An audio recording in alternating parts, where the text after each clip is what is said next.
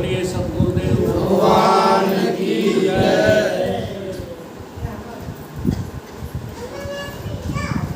एक बात पहले अनुभव की बताएं आपको। शास्त्रों में भी ऐसा देखने को मिल जाएगा और प्रत्यक्ष तो देखने को मिल ही रहा है। माताएं जो होती हैं वो भाव प्रधान होती हैं और पुरुष जो होते हैं वो पुरुषार्थ प्रधान होते हैं। इसलिए सत्संग में, राम कथा में और किसी भी जो है अच्छे कार्यों में माताओं की संख्या ज़्यादा मिलती है। और आप लोग पुरुषार्थी होते हो, इसलिए पैसा कमाने में, दुनिया बढ़ाने में, महल जो है खड़े करने में आपको योग्यता जो है प्रशस्त है। ये अनुभव करके देखो और उसी पुरुषार्थ का प्रभाव होता है कि आप संन्यास धारण कर लेते। अगर पुरुषार्थी ना होते तो संन्यास लेना आसान काम नहीं। चलो ये बात तो मैंने अनुभव की बताई, अब बात प्रारंभ करें। बिंदु जी कहते हैं, हे आँख वो जो राम का दर्शन किया करे, सिर वो है जो प्रभु के चरणों में बंधन किया करे, बेकार मुख है वो जो रहे व्यर्थवाद में, मुख वो है जो हरि नाम का सुमिरन किया करे। हीरों के कणों से नहीं शोभा है हाथ की, है हाथ वो जो नाथ का पूजन किया करे। मर कर भी अमर नाम है उस जीव का जग में, जो प्रभु प्रेम में बलिदान ये जीवन किया करे। कविवर वही है जो रसना के रस बिंदु से हरि नाम की चर्चा किया करे। इसलिए अपने जो है वाणी को शुद्ध करने के लिए दोहराएंगे आप लोग भी। राम लखन माता जानकी आज मैंने सपनों में देखे, राम लखन माता जानकी आज मैंने सपनों में देखे। राम लखन माता जानकी आज मैंने सपनों में देखे, राम लखन माता जानकी मैंने सपनों में देखे। चरणों में बैठे हनुमान जी आज मैंने सपनों में देखे। चरणों में बैठे हनुमान जी आज मैंने सपनों में देखे। राम लखन माता जानकी आज मैंने सपनों में देखे। राम लखन माता जानकी आज मैंने सपनों में देखे। चारों ओर सरयू नदी बहत है, चारों ओर सरयू नदी बहत है। चारों ओर सरयू नदी बहत है, चारों ओर सरयू नदी बहत है। उसी के बीच में अवधपुरी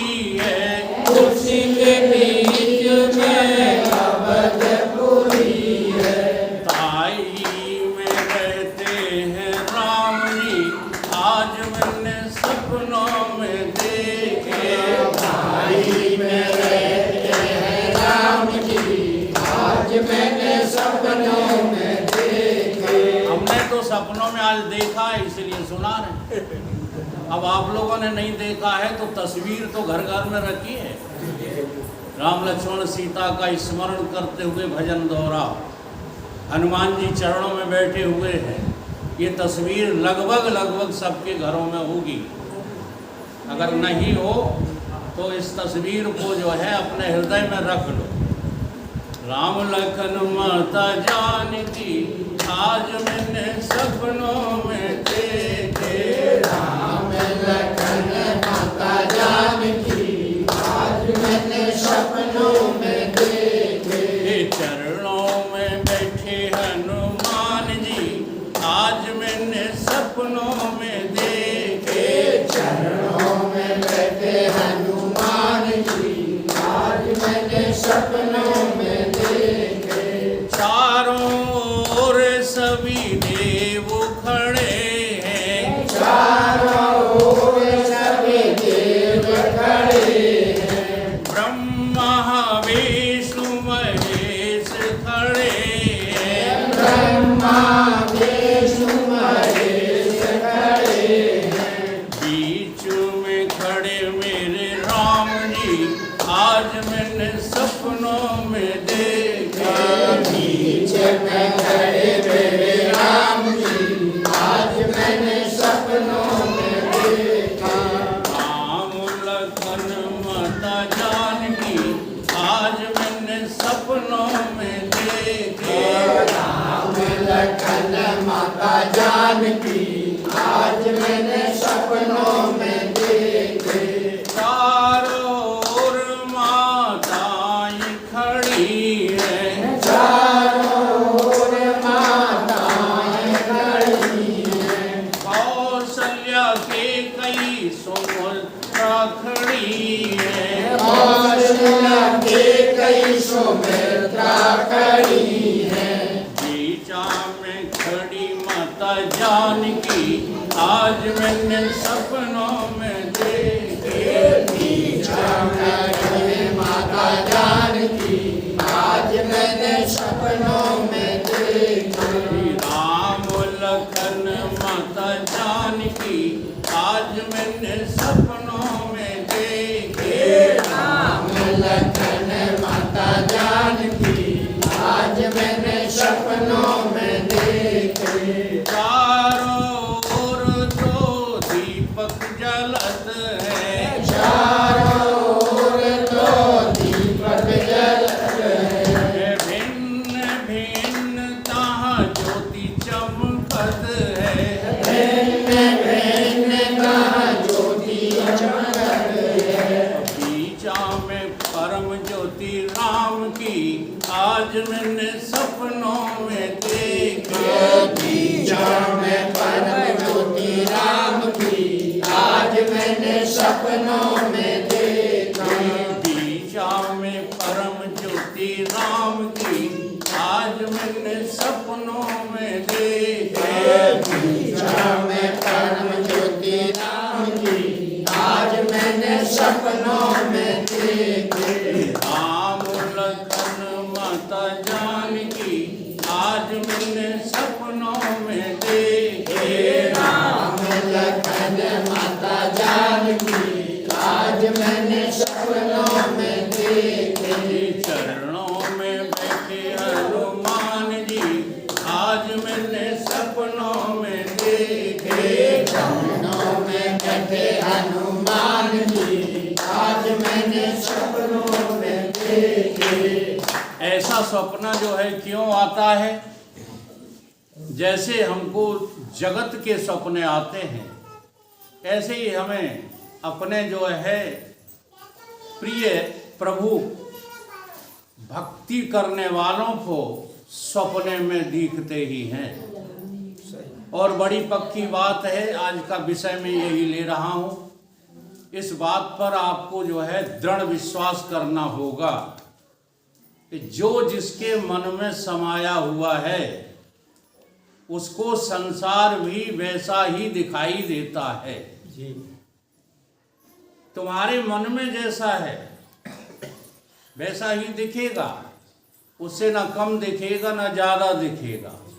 लेकिन इसके लिए आपको अपने अंदर दृढ़ विश्वास की परम आवश्यकता है, क्योंकि भक्ति का प्रकरण विश्वास से शुरू होता है।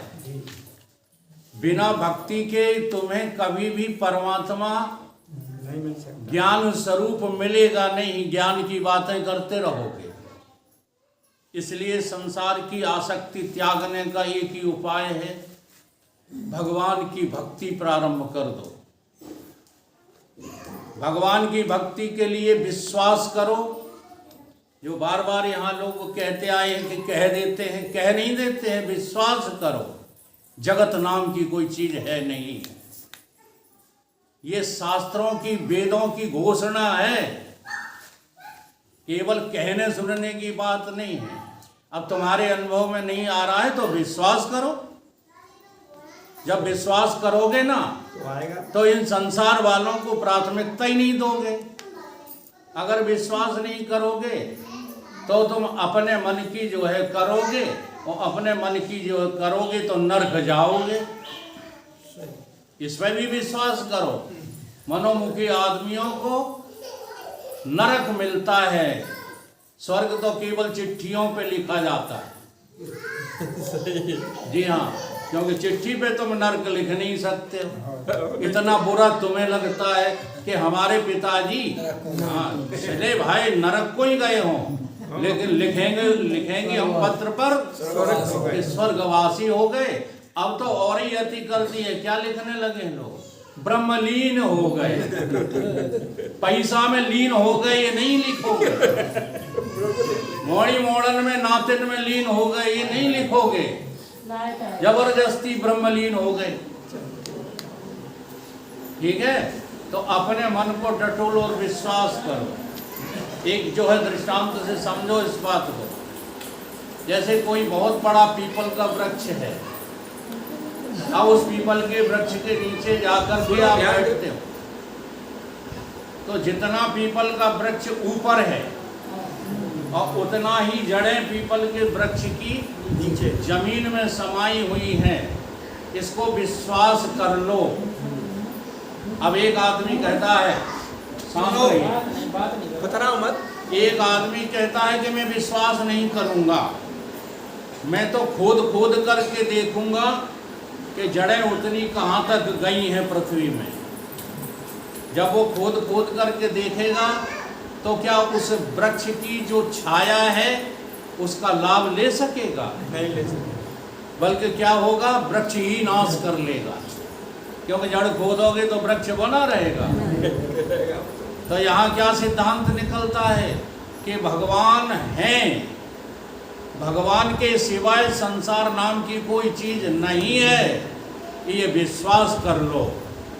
और विश्वास करोगे तो विश्वासम फलम दायकम, तुम्हारे दोनों लोक सुधर जाएंगे। इस लोक में तुम्हारा अपयश नहीं होगा, और परलोक गमन के समय तुम भगवान की भक्ति प्राप्त कर लोगे तो नरक लोक और गंदे से गंदे लोक यानी 84 लक्ष योनियां प्राप्त नहीं होंगी। इसलिए विश्वास करो। कहीं क्या विश्वास करें कि हमारे जो है मुख से वही निकलता है।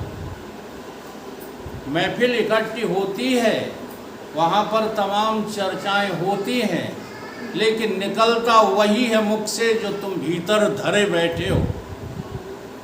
तुम्हारे भीतर जो सड़ रहा है ना धराया, वही बस मुख से निकलने लगता है। इसलिए धरी हुई चीज को बदलो। तुमने अपने भीतर संसार रख रखा है, प्रभु आपके हृदय में नहीं समाएगा। किसी ने अभी सुनाया भी था भजन, हाँ, तूने आंगन नहीं बुहारा कैसे आएंगे भगवान। कैसे आ जाएंगे? गंदा पड़ा है तेरा द्वारा। सारा गंदगी क्या है? मैं मेरे की गंदगी जो है इस द्वार पर पड़ी हुई।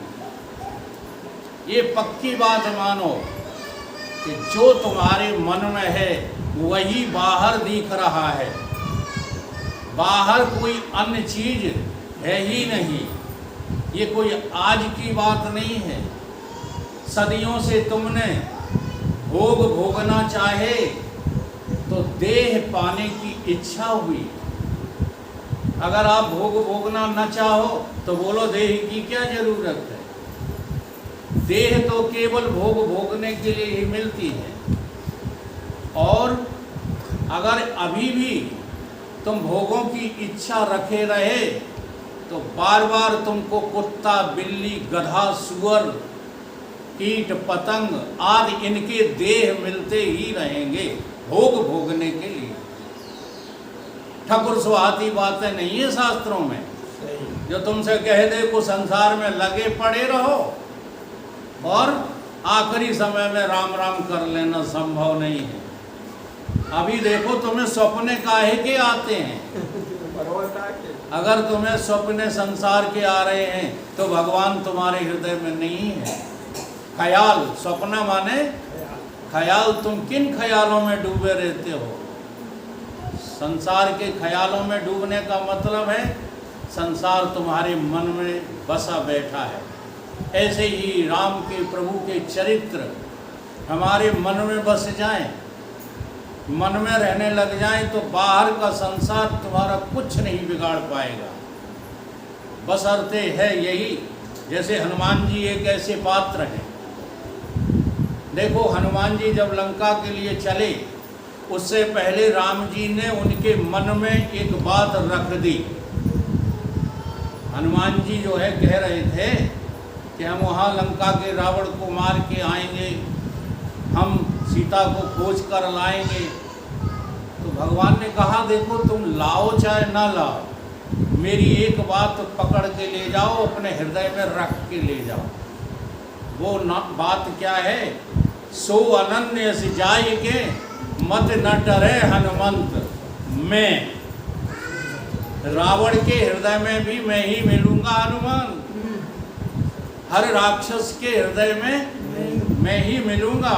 अगर तुम मुझे देखते हुए चलोगे तो हर काम तुम्हारा सफल होगा। तो ये हनुमान की बात नहीं है, ये हम सब लोगों की बात है। परमात्मा को अपने हृदय में देखोगे तो हर रूप और नाम तुम्हें परमात्मा का ही नजर आएगा, कोई दूसरा आ ही नहीं सकता है। इसलिए मन को जो है ज़्यादा विचलित न करो। अब हनुमान जी जाते हैं लंका में, देख लीजिए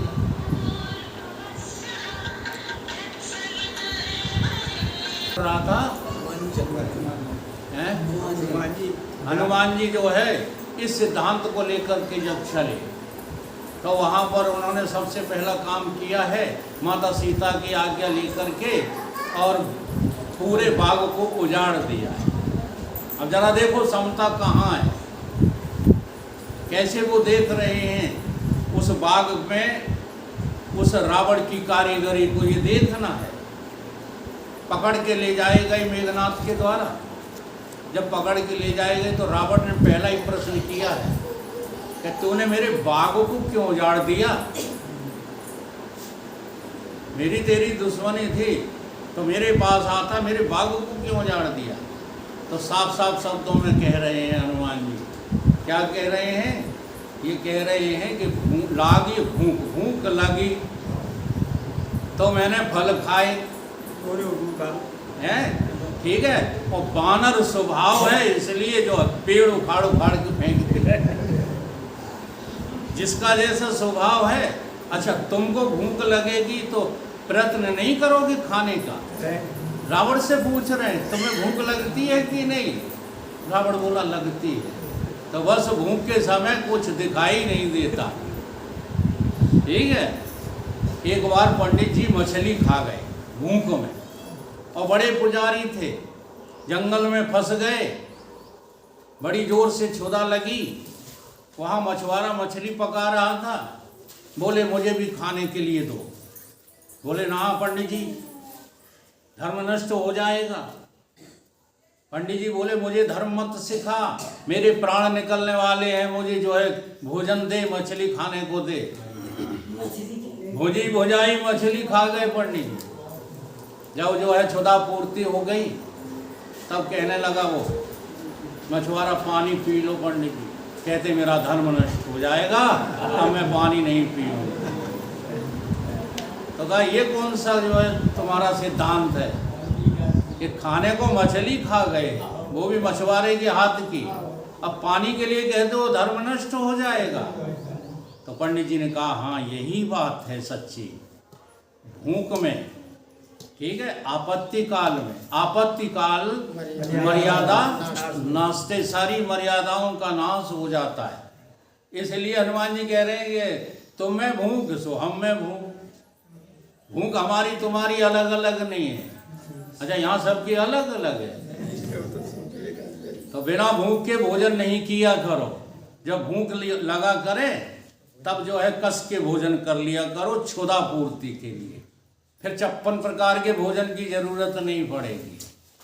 ठीक है, आगे उन्होंने कहा चलो ठीक है, फिर जो है तुमने हमारे पुत्र को क्यों मारा, राक्षसों को क्यों मारा?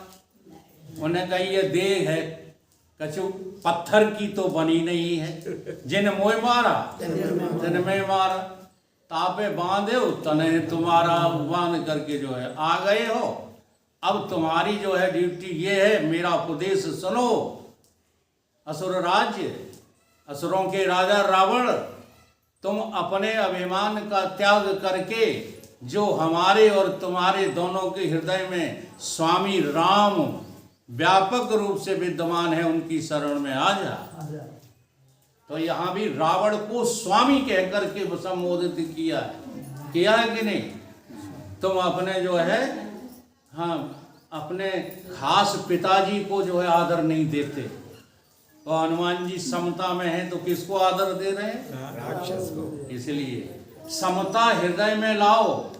जब तुम्हारे मन में जो है समता होगी तो फिर तुम कहीं भी धोखा नहीं खा सकते हो।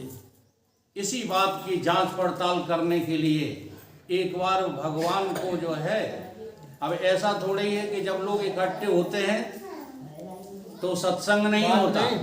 बोलो भगवान राम, लक्ष्मण, हनुमान, सुग्रीव, जामवंत, अंगद आदि इकट्ठे हैं, विभीषण आदि सब।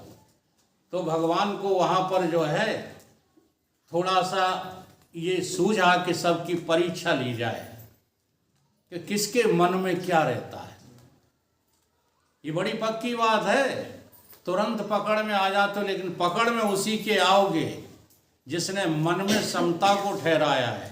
मन में जो विषमता रखे वो दोष तो देख लेंगे दूसरे का, परंतु पकड़ नहीं पाएंगे कि इनके मन में क्या है। तो भगवान ने परीक्षा लेने के लिए सुग्रीव की जो है गोदी में लेट गए सिर रख करके, और कहने लगे सुग्रीव आज मैं एक प्रश्न करता हूं, इसका जवाब तुम सब लोगों को देना है। चंद्रमा ऊपर दिख रहा है, चांदनी रात थी, लेकिन चंद्रमा में एक बहुत बड़ा जो है गहरा दाग दिखाई दे रहा है। ठीक है, अभी आपने भजन भी किसी ने सुनाया था, मेरी चुनरी में लगा दाग। जी हाँ, तो आज जो है वो उसी दाग की चर्चा कर रहे हैं। चंद्रमा में ये दाग जो लगा हुआ है ये क्या चीज है, ये भगवान ने जो प्रश्न कर दिया। वहां सभी लोग बैठे हैं।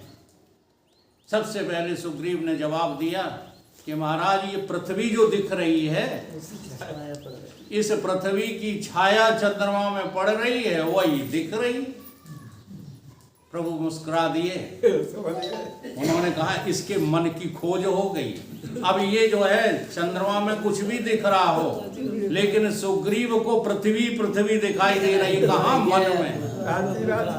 जी हाँ, क्यों दिखाई दे रही है कि जब रावण ने जो है मार करने उसने बाली ने जब इसको अपमान करके निकाल दिया था, तो इसने पृथ्वी का कोई कोना भाग भाग करके छोड़ा नहीं था, सब जगह अपनी जो है सहायता के लिए भागता फिरा था, इसलिए उसके मन में पृथ्वी जम गई। देखो ऐसे संस्कार जम जाते हैं हृदय में।